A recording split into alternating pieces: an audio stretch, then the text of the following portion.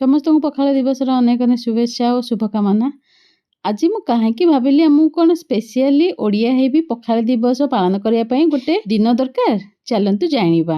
ତ ଦିଲ୍ଲୀରେ ବର୍ତ୍ତମାନ ତ ଯାହା ମୌସମ ହେଇଛି, ପଖାଳକୁ ଅନେଇବାକୁ ବି ଇଚ୍ଛା ହଉନି। କିନ୍ତୁ ହଁ, ବାତ୍ୟା ହଉ କି ବର୍ଷା ହଉ କି ଝଡ଼ ହଉ, ଓଡ଼ିଆ ଯେତେବେଳେ ଆମେ ପଖାଳ ଦିବସ ପାଳନ କରିବା।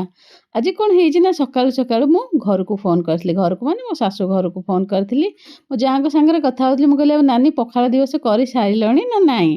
ସେ କହିଲେ, ଆମର କ'ଣ ପଖାଳ ଦିବସ ଅଛି, ଆମର ତ ସବୁଦିନ ହେଉଛି ପଖାଳ ଦିବସ।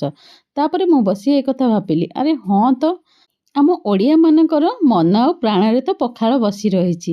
ତାହେଲେ ତା ପାଇଁ ଏମିତି ଗୋଟେ ସ୍ପେଶିଆଲ ଦିନ ପାଳନ କରିବାକୁ କାହିଁକି ପଡ଼ିଗଲା?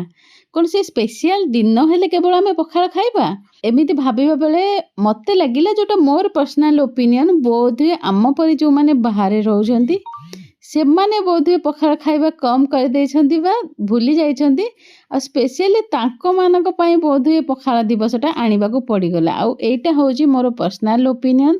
ବାହାରେ ରହିଲେ ମୁଁ ଜାଣିଛି ଖାଇବାକୁ ଇଚ୍ଛା ଥିଲେ ବି ମଜବୁରିରେ ଖାଇ ହୁଏନି।